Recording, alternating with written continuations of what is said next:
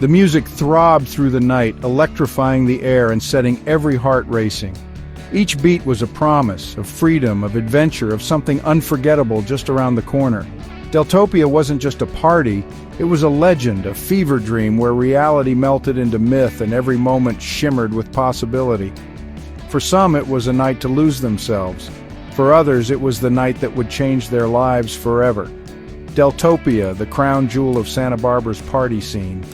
For one wild weekend, the sleepy beach town exploded into a kaleidoscope of color, sound, and wild possibility. Neon rivers flowed through the streets, the ocean breeze thick with salt and anticipation. But beneath the surface, deeper stories simmered, tales of hope, heartbreak, and the desperate search for belonging. Thousands of students surged through Isla Vista, a living sea of energy and excitement. Every block was a new adventure, every corner a secret waiting to be discovered. And in the heart of this chaos, 4 friends stood out, each with their own secrets, their own dreams, and their own reasons for being here tonight. Jake was the spark, the fearless leader who could turn any moment into an epic story. His confidence was magnetic, but it hid a deep hunger to prove himself, especially to the friends he loved most. Raised in a small town by a hard-working mechanic, Jake always dreamed of more. He was the mastermind behind midnight adventures and spontaneous road trips, always chasing that rush of feeling truly alive. Deltopia was his chance to step into the spotlight, to finally become the hero of his own story. But Jake's bravado was a mask. He carried the weight of his friends' expectations, haunted by the fear of being ordinary. Tonight he was determined to be unforgettable. Emily was the heart, the one who held everyone together. Fiercely loyal, always ready with a comforting word or a warm hug, she was the steady hand in every storm. Her parents' recent divorce left her feeling adrift, always putting others first, always the peacemaker. But tonight, Deltopia was her escape. For once, she wanted to let go, to dance and laugh and forget the weight she carried. Emily's empathy was her superpower, but also her burden. She longed to be seen, not just as the caretaker, but as someone with her own dreams. Chris was the wild card, the unpredictable, creative soul who brought chaos and laughter wherever he went. The class clown with a secret. Behind every joke was a battle with anxiety and the crushing pressure to be perfect. Deltopia was his test. Could he keep the party alive, or would the mask slip? Chris wanted to be remembered, to prove he was more than just a punchline. Sophia was the dreamer, the quiet observer who saw the world in colors no one else could. Her art was her voice, her camera, her shield. She'd lost her older brother the year before, and every sunset was a reminder of what she'd lost. Deltopia was her way to honor his memory, to find beauty in the chaos, to capture moments before they slipped away. With her friends, she found belonging, a family she'd chosen. Together, they were more than friends. They were a family forged in laughter, late-night confessions, and the kind of trust that only comes from surviving storms together. Jake's boldness, Emily's warmth, Chris's humor, Sophia's calm, they balanced each other perfectly. They celebrated each other's victories, carried each other's burdens, and believed their bond was unbreakable. Deltopia was the culmination of years of friendship, a chance to make memories that would last forever. They'd been planning this weekend for months. Every detail was perfect. Outfits, playlists, wild ideas in the group chat. This was their year to experience the legend. The anticipation was electric as they dove into the heart of Deltopia. For Jake, it was a chance to lead. For Emily, a rare moment to let go. For Chris, a test of his spirit. For Sophia, a canvas waiting to be filled. The first day was pure magic. Sunlight danced on the waves, and the world felt infinite. They danced, swam, and let the music wash over them. Every moment was cinematic, one they wished would never end. Jake led the charge, laughter echoing across the beach. Emily spun in the surf, her worries dissolving in the golden light. Chris cracked jokes, turning every second into a memory. Sophia captured it all, her camera clicking, her eyes shining with hope and longing. For a few precious hours, they were unstoppable. As the sun dipped below the horizon, they found themselves at a house party just blocks from the beach. The air buzzed with excitement and the promise of the night ahead. The music was louder, the energy electric. Jake navigated the crowd, his confidence contagious. Emily made instant friends, her laughter drawing people in. Chris started a dance-off, his wild moves earning cheers. Sophia lingered by the window, sketching the sunset, her heart full and aching. Drinks flowed, laughter soared, and for a while nothing else mattered. Strangers became friends and the four stuck close, their bond shining brighter than the neon lights. Jake toasted to new adventures. Emily danced with abandon. Chris kept the jokes coming. Sophia captured the magic in sketches and photos. For a moment they were invincible, but as the night deepened, a subtle shift crept in. Laughter grew strained, shadows stretched longer. A chill settled over the party, a sense that something was just out of sight. Jake's confidence wavered, his eyes scanning the room. Emily's smile faded, her protective instincts rising. Chris's jokes quieted, anxiety flickering in his eyes. Sophia's sketches darkened, her lines sharper, her gaze searching for answers. It felt like they were being watched. The sensation was icy, sending shivers down their spines. They tried to shake it off, to lose themselves in the music and the crowd, but the unease clung to them, growing heavier with every passing minute. Jake drew closer to his friends, protective. Emily squeezed Chris's hand, offering silent comfort. The night was just beginning, and none of them could imagine how it would end. In the heart of the party, where laughter and music swirled beneath a canopy of string lights, he stood, a tall, lanky figure impossible to overlook. He towered above the sun-kissed crowd, but it wasn't just his height that set him apart. There was something about him, an energy, a shadow at the edge of the bonfire, that made the air feel colder, the night a little darker. His eyes, dark, intense, and unblinking, scanned the crowd with a focus that sent shivers down spines. He didn't look around with the wide-eyed curiosity of a newcomer. No, his gaze was sharp, searching as if he was hunting for something or someone lost in the chaos. He wore a battered leather jacket, its edges frayed and faded, a stark contrast to the neon tank tops and floral shirts swirling around him. The jacket clung to him like a second skin, a silent shield that declared, "I don't belong here, and I don't care." When he finally spoke, his voice was low and gravelly, vibrating with secrets. "Amir," he said, letting the name hang in the air, heavy and unfamiliar. The syllables seemed to echo, daring anyone to question them. No one recognized him. Not the seniors who prided themselves on knowing every face, nor the freshmen eager to make their mark. Amir was a blank page in their story, a riddle no one could solve. Chris, the unofficial guardian of the group, stepped forward, his jaw tight. "Who invited you, man?" he demanded, his bravado barely masking the unease prickling at his skin. Amir's response was a slow, unsettling smile, a smile that never reached his eyes. It was the kind of smile that made you want to look away but couldn't. "I go where I'm needed," he replied, his words barely more than a whisper, yet somehow heard by everyone. The phrase slithered through the group, chilling and cryptic, as if he'd spoken a warning. He drifted through the crowd with an eerie grace, his gaze lingering on each face a heartbeat too long. It felt as if he was memorizing them, collecting secrets with every glance. Instinctively, people parted to let him pass, as if he carried an invisible force that demanded space. Even the boldest partygoers shrank back, unable to explain the sudden chill in the air. "This guy is bad news," Jake whispered, his trademark sarcasm replaced by real fear. He watched Amir approach the drinks table, every muscle tensed, ready to run. Emily, usually the spark of every gathering, shivered despite the balmy night. Her laughter faded, replaced by a knot of anxiety she couldn't shake. She glanced at Jake, searching for comfort, but found only her own fear mirrored back. "He gives me the creeps," she murmured, her voice barely a breath. The words hung between them, heavy and undeniable. They tried to ignore him, to pretend he was just another face in the crowd, but every joke felt hollow, every smile strained, as if the party itself was holding its breath. Amir's presence was inescapable. It clung to the group like a cold mist, seeping into every conversation, every shadowed corner of the night. Wherever they looked, he was there, his eyes tracking them, a silent challenge in every stare. It was as if he was everywhere at once, watching, waiting. The party's carefree joy evaporated, replaced by a thick, creeping unease. In that moment, every guest felt it. The night had shifted, and nothing would ever be the same again. The party was a powder keg, and everyone could feel it. Tension hung in the air, thick as fog, pressing down on every guest. Sophia, always the heart of the group, watched Amir with a gnawing sense of dread, her hands trembling around her drink. Chris, the group's protector, prowled the edges of the room, his instincts on high alert, and Amir was a storm cloud, silent and brooding, his presence unsettling, his eyes never quite meeting anyone else's. Suddenly the night exploded.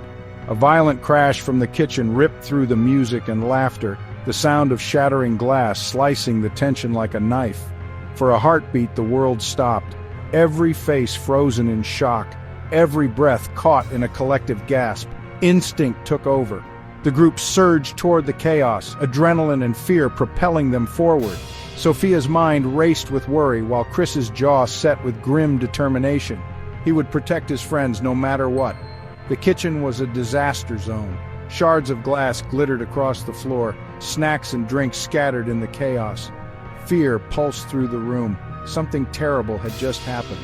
The glass door to the backyard was obliterated, jagged shards catching the harsh kitchen lights. Sophia's eyes welled with tears as she realized how close they'd all come to disaster. And there, in the center of the wreckage, stood Amir. He was motionless, framed by the darkness outside as if he belonged to the night itself, an enigma at the heart of the storm. Sophia's voice trembled as she finally spoke. "What happened?" Her words barely rose above a whisper, but the question hung heavy in the air. She wanted to believe in Amir, but tonight he felt like a stranger. Amir's face was unreadable, his eyes cold and distant. He shrugged as if the chaos swirling around him was nothing at all. "I bumped into it," Amir said, his tone flat, almost mocking. The words felt like a slap, too casual, too dismissive for the destruction before them. No one believed him. Suspicion thickened the air, every eye locked on Amir, searching for the truth he refused to share. Chris's gaze fell on the door. It had shattered inward, as if something had struck it from outside. His mind raced, piecing together a puzzle that made no sense. For a split second, Amir's mask slipped. A flicker of something dark and triumphant crossed his face, sending a chill through the room. Sophia recoiled, her instinct screaming that something was terribly wrong. Chris stepped forward, his voice low and dangerous. "That's messed up, man." He'd always been the shield for his friends, and tonight he was ready to stand his ground. "You need to get out of here." But Amir didn't move. He stood his ground, defiant, daring anyone to make him leave. He lingered in the doorway, his eyes glinting with a strange, predatory light. The room seemed to shrink, the air thick with dread. Time seemed to freeze. Every heartbeat thundered in the silence, the group paralyzed by fear and uncertainty. Then, as if a spell had been broken, the tension eased. The group exhaled, but the fear lingered, heavy and unspoken. Amir let out a low, humorless chuckle, a sound that sent shivers down Sophia's spine. Chris's glare only deepened, his distrust now carved in stone. "Fine," Amir said, turning away with a final lingering look that promised trouble. Sophia's heart pounded, relief and dread warring inside her. "But you haven't seen the last of me." His words echoed in the silence, a chilling promise that none of them would ever forget. They watched Amir disappear into the night, his shadow swallowed by darkness. Relief washed over Jake, Emily, Chris, and Sophia, yet it was tainted by a chilling dread that clung to the air. Each of them stood frozen, hearts hammering, haunted by the memory of Amir's piercing gaze. The party's energy had vanished, replaced by a heavy silence. Jake, always the ringleader, tried to lighten the mood with a joke, but his voice cracked. Emily, the group's heart, hugged herself tightly, replaying every strange detail of Amir's behavior. The splintered door was a stark reminder of what had just happened. Chris, the skeptic, traced the jagged wood, his confidence slipping away. Sophia, ever observant, lingered in the corner, her eyes wide with a mix of fear and fascination. Unable to shake the unease, the four friends slipped out into the night. The air was thick with tension, the joy of the evening replaced by a silent, shared anxiety that followed them like a shadow. Back at their rented beach house, they tried to pretend everything was normal. Jake paced the living room, muscles taut. Emily brewed tea, her hands trembling. Chris sprawled on the couch, feigning indifference, but his eyes flicked nervously to the window. Sophia sat cross-legged, sketchbook in hand, her frantic lines betraying her nerves. They tried to make sense of it all. "He's just some messed-up dude," Chris muttered, but his words rang hollow. Emily nodded, but doubt flickered in her eyes. Jake clenched his fists, wishing he'd done more. Sophia's voice was barely a whisper. "He looked at us like he knew something." The truth hung between them, heavy and unspoken. None of them truly believed their own reassurances. Amir's eyes had lingered on each of them, searching for something hidden. Jake remembered Amir's lips curling into a knowing smile.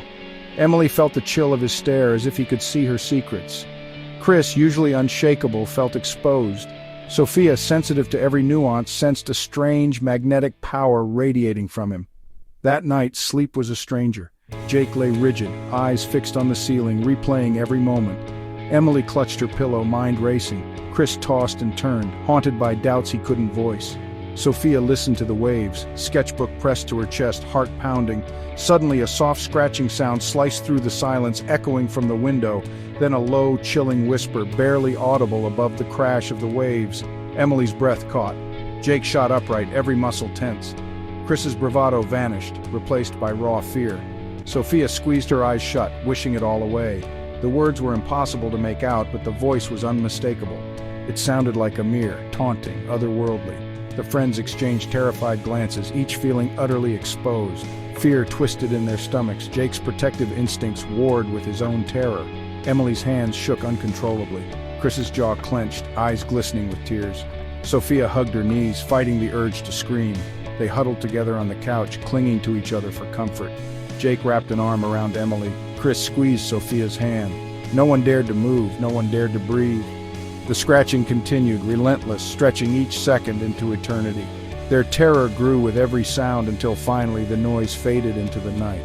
When dawn finally broke, painting the sky in soft hues, the friends were shadows of themselves, exhausted, hollow-eyed, and forever changed. In the morning, they tried to laugh it off. Jake forced a smile, Emily made breakfast, Chris cracked a joke, and Sophia drew the sunrise. But their laughter was brittle, their comfort fleeting, the broken door, the haunted looks, the echo of Amir's voice. None of it could be erased. Deep down, they all knew something had changed forever, and whatever had happened that night, it was only the beginning. The bullet sliced through the humid air, straight at the shadowy figure, but instead of a cry or a fall, there was nothing. The figure simply dissolved as if it had never been there at all.